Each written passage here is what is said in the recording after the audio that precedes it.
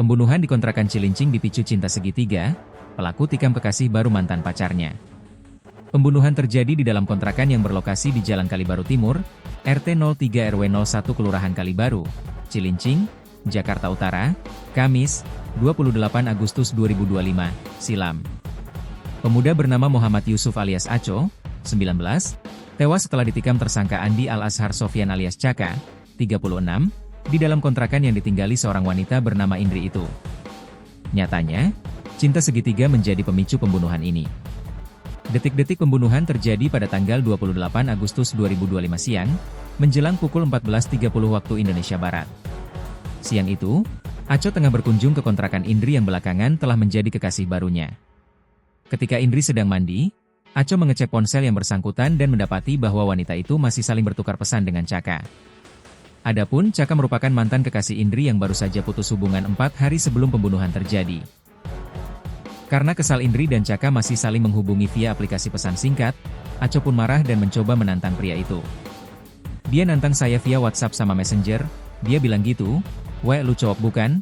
Kalau lu cowok sini samperin gua ke kontrakan cewek gua," ungkap Caka saat dihadirkan dalam konferensi pers di Mapolres Metro Jakarta Utara, Jumat, 19 September 2025. Merasa ditantang, Caka segera mendatangi kontrakan itu dan langsung menemui Aco dan Indri. Dengan penuh amarah karena ditantang korban yang usianya jauh di bawahnya, Caka melabrak Aco sampai terjadilah adu mulut. Saat itulah, sekitar pukul 14.30 WIB, Caka mengeluarkan badik yang telah disiapkannya dan menikam Aco dari belakang. Setelah penusukan terjadi, Aco ditinggalkan begitu saja oleh Caka dan Indri. Mereka kabur setelah mengetahui Aco terkapar dalam kondisi bersimbah darah dan akhirnya kehilangan nyawa di kamar kontrakan itu. Saya kabur naik sepeda motor ke Petamburan, terus lanjut ke Brebes, terus ke Bengkulu. Pertama pakai bus ke Brebes, terus naik bus lagi kabur ke Bengkulu, ke rumah teman, kenalan saya aja, ungkap Caka. Berdasarkan hasil autopsi yang dikeluarkan dokter forensik, Aco meregang nyawa dengan luka tusuk di punggung.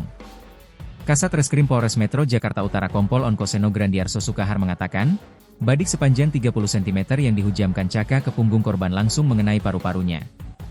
Sehingga korban tidak mendapatkan suplai oksigen atau asupan darah, dengan hal ini yang menyebabkan korban meninggal karena paru-parunya kolapse atau kempes, jelas Onkoseno. 20 hari setelah kejadian, tepatnya pada 17 September 2025, polisi akhirnya menangkap Caka di Bengkulu. Kapolres Metro Jakarta Utara Kombes Pol Erik Frendris mengatakan, penangkapan terhadap tersangka dilakukan tim gabungan Polsek Cilincing dan Polres Metro Jakarta Utara berkoordinasi dengan jajaran Polda Bengkulu.